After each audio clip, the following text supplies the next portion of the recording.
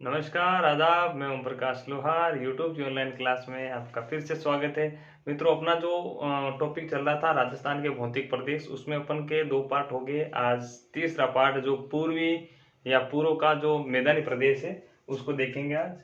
तो पहले मैप के द्वारा अपन समझते हैं ये पार्ट कौन सा है और ये कहाँ पर है। तो अपन ने सबसे पहले मरुस्थलीय प्रदेश पढ़ लिया था।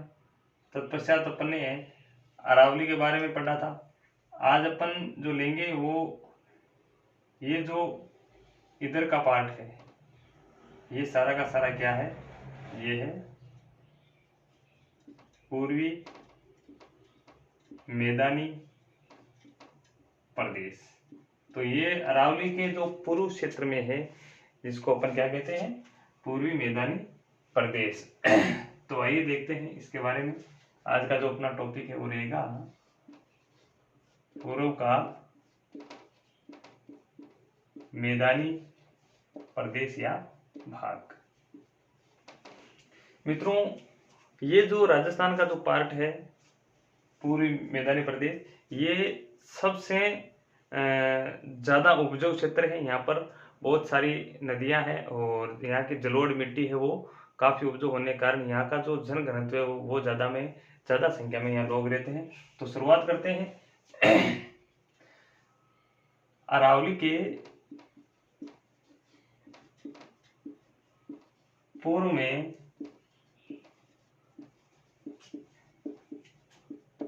नदियों द्वारा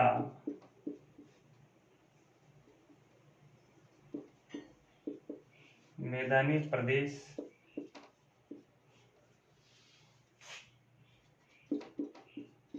जो बना है इसे पूर्व का मैदानी भाग कहते हैं। को पूर्व का मैदानी भाग कहा जाता है। क्या कहते हैं? पूर्व का मैदानी भाग या पूर्व का मैदानी प्रदेश। यह सर्वाधिक उपजाऊ भाग है। यहाँ पर नदियों द्वारा, किसके द्वारा? नदियों द्वारा जलोढ़ मृदा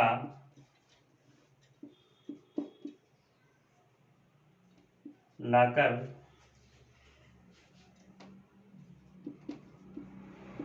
बिछ जाती है, जिस कारण से ये क्षेत्र अत्यधिक उपजाऊ बना हुआ है।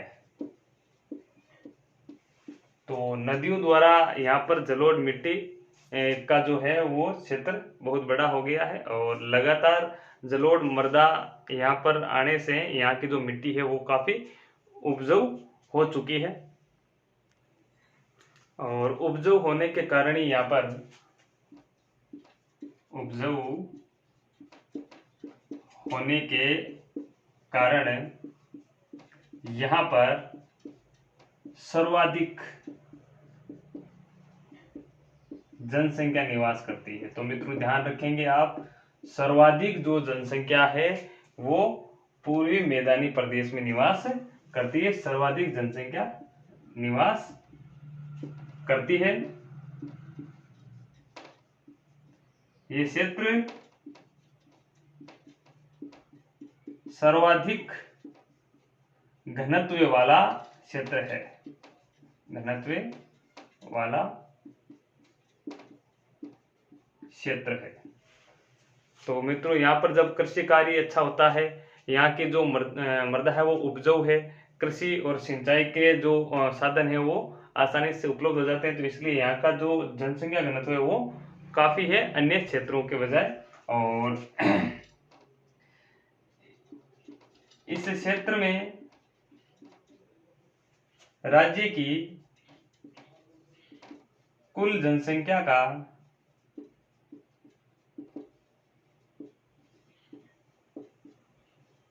39% निवास करता है। कुल जनसंख्या का एक बहुत बड़ी जनसंख्या राजस्थान की, 39% जो जनसंख्या राजस्थान की वो पूर्वी मैदानी प्रदेश वाले भाग में निवास करती है। ये क्षेत्र संपूर्ण राजस्थान का 23% है। कुल मिला के ये कहना चाहते हैं कि ये जो भाग है पूर्वी मैदानी प्रदेश, जो कि संपूर्ण राजस्थान के 23% भूभाग पर अवस्थित है, जहां पर राज्य की लमसम 39% जनसंख्या निवास करती है। आप चाहो तो इसका स्क्रीनशॉट ले सकते हो। फिर आगे चलते हैं अपन।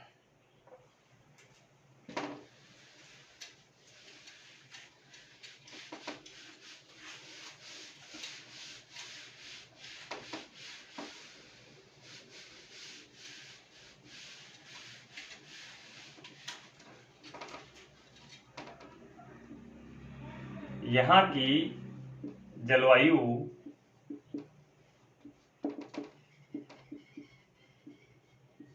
आर्द्र है। यहाँ की जो जलवायु है वो आर्द्र है और यहाँ पर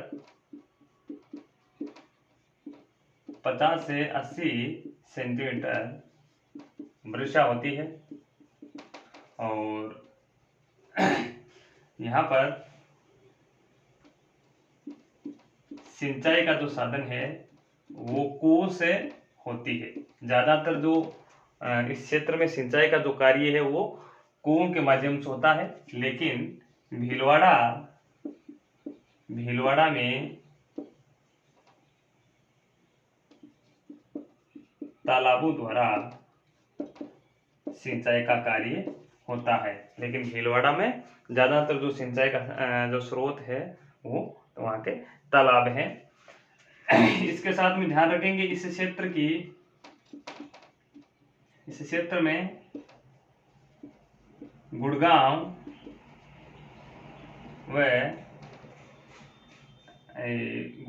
और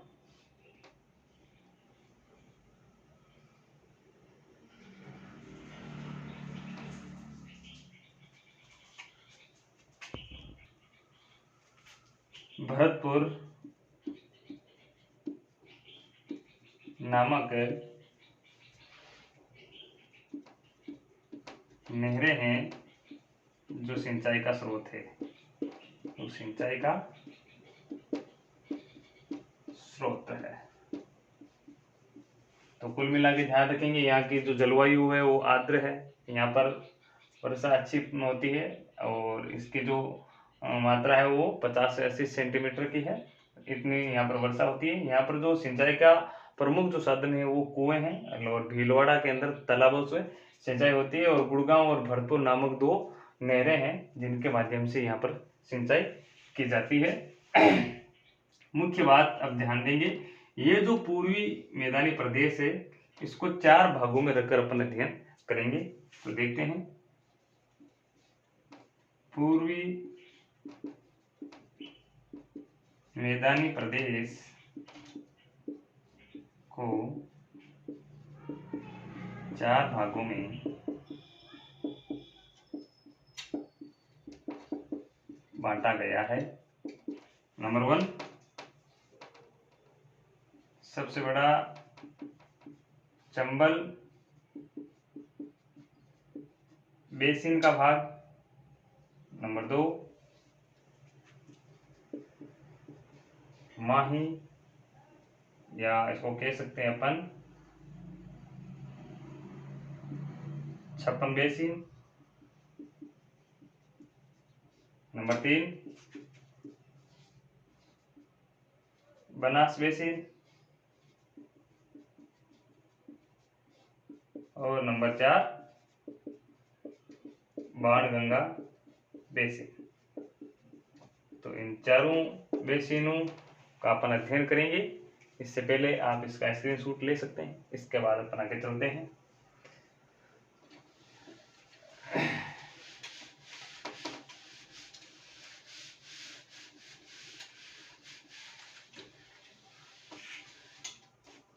सबसे पहले देखते हैं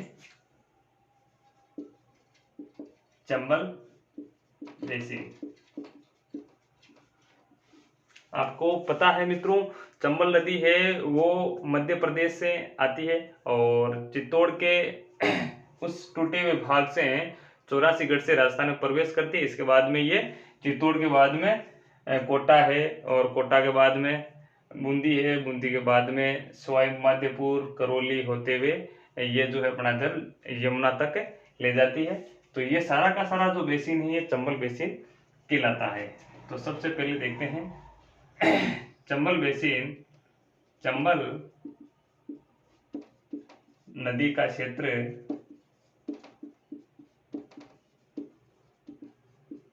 चंबल का बेसिन कहलाता है। चंबल का बेसिन कहलाता है।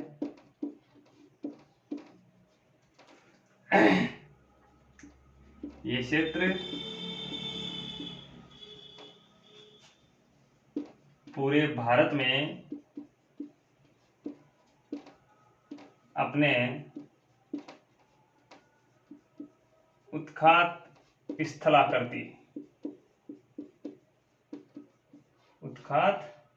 स्थलाकृति के लिए जाना जाता है। अब ये उत्खात स्थलाकृति क्या है, ये पहले भी रीट में कई बार क्वेश्चन पूछा जा चुका है। तो उत्खात जो स्थलाकृति है ये क्या करती है, चंबल नदी जहाँ बहती है वहां पर आसपास का जो एरिया है वहां पर जो कृषि अयोग्य जो भूमि है, ऊंची नीची जो भूमि है जिस पे कृषि नहीं की जा सकती उसको उत्खात स्थलाकृति कहते हैं, क्योंकि वो बड़े बड़े जो गड्ढे हैं वो बना देती है। तो इसके क्षेत्र को उत्खात स्थलाकृति कहते हैं।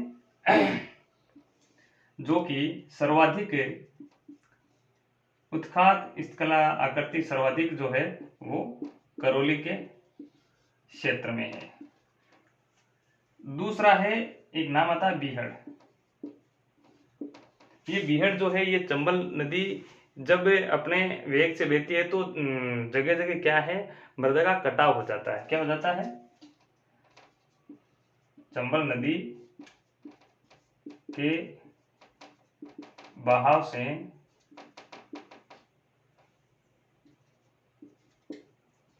मिट्टी का कटाव होने से गहरी घाटियां बन जाती है।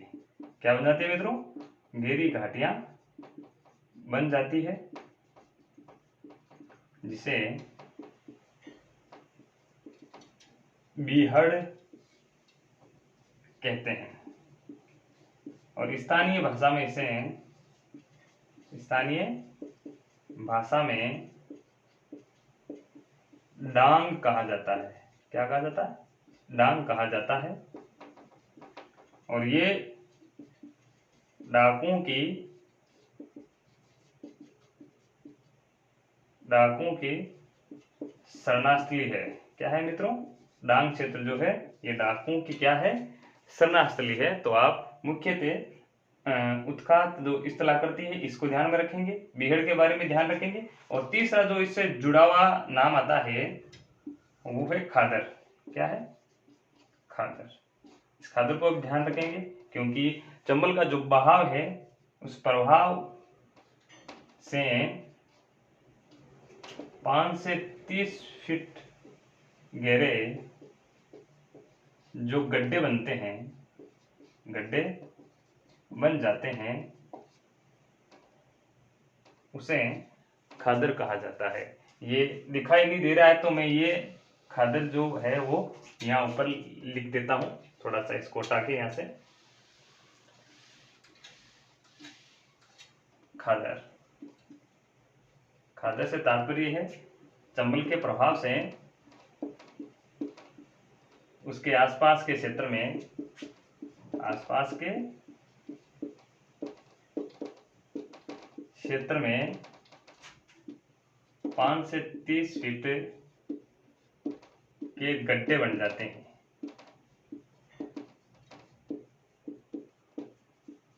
जिन्हें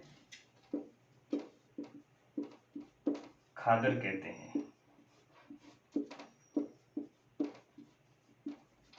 तो अपने उत्खात स्थलाकृति के लिए जानी जाती है। दूसरा नंबर बीहड़, इसको भी आप ध्यान में रखेंगे, इसकी क्या परिभाषा है उसको ध्यान में रखेंगे। तीसरा जो नाम है वो खादर है, इसके बारे में आप जानकारी रखेंगे। आप चाहे तो इसका स्क्रीनशॉट ले लें, फिर अपन आगे चलें।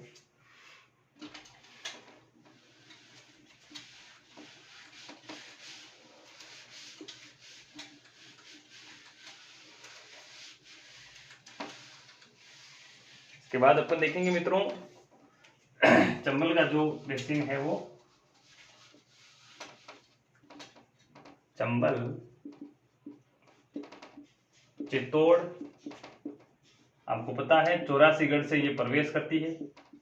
कहां से प्रवेश करती है? चित्तौड़ के 84गढ़ से ये प्रवेश करती है। और चित्तौड़ के बाद में ये चित्तौड़, कोटा, बूंदी, सवाई माधोपुर,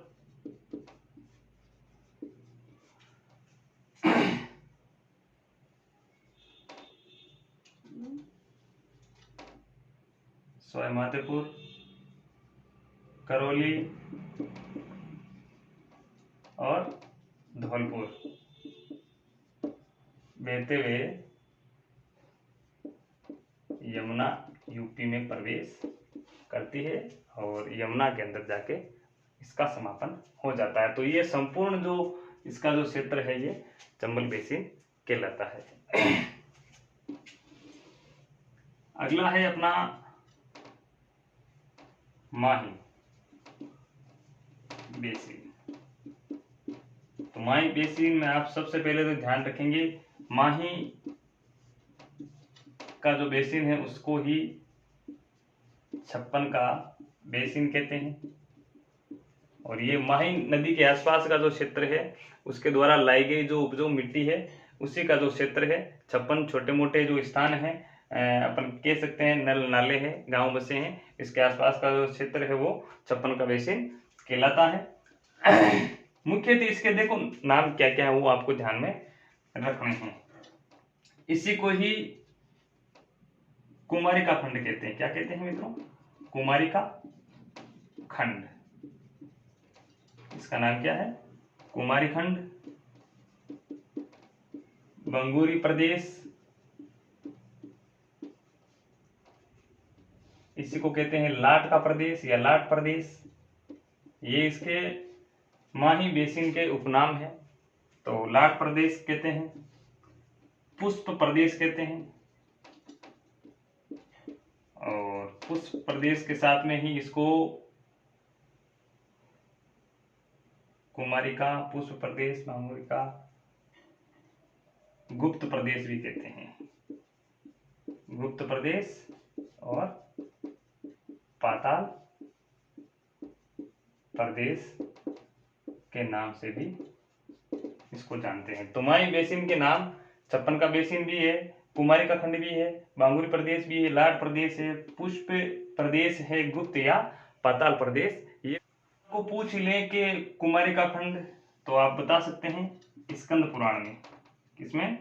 स्कंद पुराण में इसको कुमारिका खंड कहा गया है, इसी में इसको बांगुरी कहा गया। लाट प्रदेश इसको यहाँ चालुक्यों का शासन था तो चालुक्यों के कारण इसको लाट प्रदेश कहा गया है। पुष्प ये लताओं से, घने जंगलों से घिरा स्थान था तो जंगलों के कारण इसको पुष्प प्रदेश कहा गया।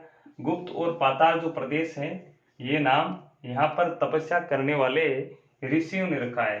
ऋषियों ने या साधुओं ने जो यहाँ पर तपस्या करते थे इन लोगों ने इसको नाम गुप्त प्रदेश दिया।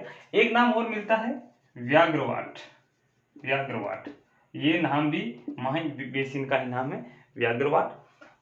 ये नाम यहाँ पर जंगली जीवों के कारण पड़ा है, जंगली जानवरों के कारण पड़ा है। जंगली जानवर बहुत सारे थे तो इस प्रकार से इसको जंगली जानवरों के बहुत ज्यादा अत्यधिक मात्रा में यहाँ होने के कारण इसको व्याघ्रवाट भी कहा है। नीचे की ओर देखना, यहाँ पे बता रहा हूं इसका जो अन्य नाम है उसे कांठल का बेसिन या प्रदेश कहते हैं, क्योंकि आपको पता है प्रतापगढ़ और बांसवाड़ा के मध्य का जो क्षेत्र है उसको कांटल कहा गया है। तो कांटल का बेसिन या कांटल का क्षेत्र भी ये कहलाता है। तो इस प्रकार से कांटल का प्रदेश या वाघर का प्रदेश भी इसे कहते हैं। तो आप निम्नलिखित आप नाम ध्यान में रखेंगे। माई बेसिन को छप्पन का बेसिन कहते हैं। कुमारिका, भांगुरी, लाट प्रदेश, पुष्प प्रदेश या गुप्त प्रदेश के नाम से जाना जाता है। जंगली जीवों या जानवरों के कारण इसको व्याघ्रवाट कहते हैं। और कांठल का बेसिन भी कहलाता है, इसको वाघर प्रदेश भी कहा जाता है। तो इस प्रकार से आप इस बेसिन के बारे में इस प्रकार की जानकारी रखेंगे। आप चाहे तो इसका स्क्रीनशॉट ले लें। इसके बाद अपन आगे देखते हैं।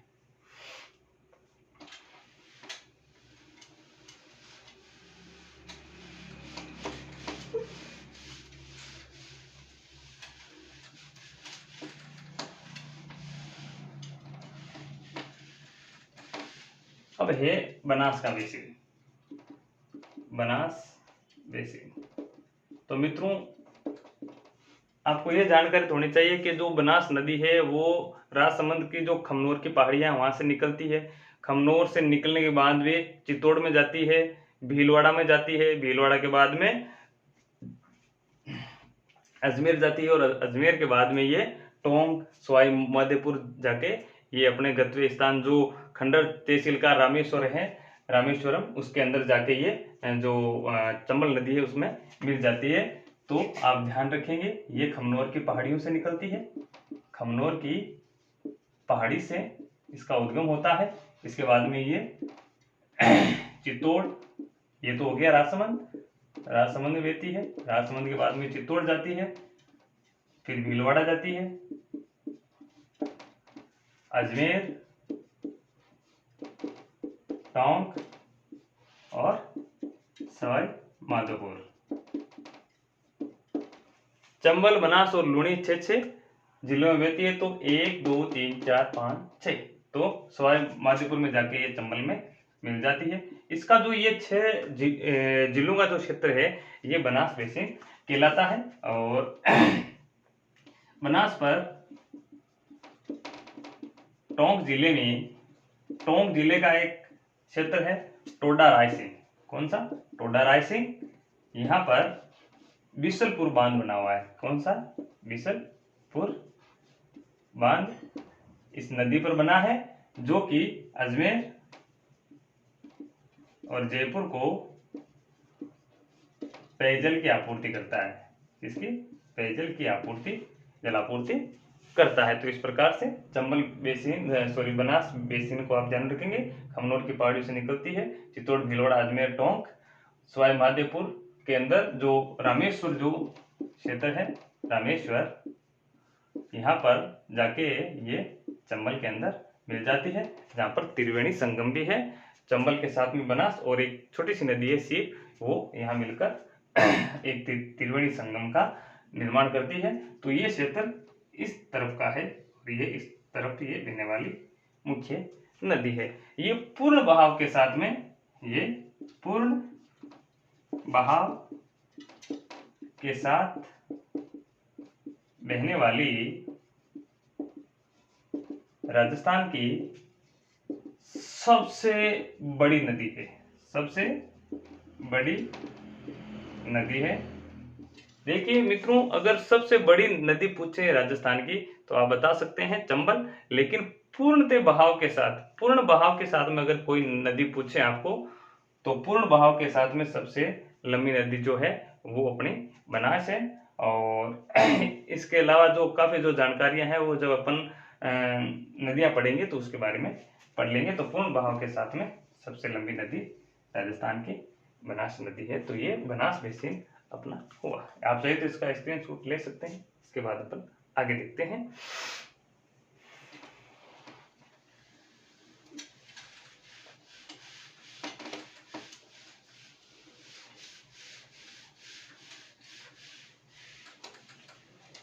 बाणगंगा बेसिन, और ये पूर्वी मैदानी प्रदेश का जो अंतिम पार्ट है, नंबर 4 बाणगंगा बेसिन। इसमें कुछ खास नहीं है, लेकिन इसका एक पार्ट है तो इसको भी देख लेते हैं। बाणगंगा का जो क्षेत्र है वो जयपुर, दौसा और भरतपुर, इन 3 ही जिलों में है। बाणगंगा जो नदी है वो जयपुर से निकलती है। कहाँ से निकलती है? जयपुर से इसका उद्गम होता है और मुख्यतः बात है इसको अर्जुन की गंगा, अर्जुन की गंगा, बाणगंगा, ताला नदी आदि के नाम से जाना जाता है। और यहाँ की जो मिट्टी है, यहाँ की जो मिट्टी है वो सर्वाधिक, इस क्षेत्र की सर्वाधिक उपजाऊ मिट्टी है। तो आप इसके बारे में थोड़ा सा ध्यान रखेंगे। तो ये चारों जो अपने बेसिन थे, चंबल का बेसिन, बनास का बेसिन, माही का या छप्पन बेसिन और इसके बाद में बाणगंगा का बेसिन, ये चारों ही बेसिन अपने पूर्वी मैदानी प्रदेश के ही भाग हैं, जो इस प्रकार से आज अपन ने पढ़ लिए हैं। इसके बाद कल जो अपन ने अपना जो पार्ट रहेगा चौथा, वो दक्षिण पूर्वी पठारी प्रदेश, उसके बारे में पढ़ेंगे। तब तक के लिए अपना ध्यान रखें, सुरक्षित रहें। जय हिंद, जय भारत।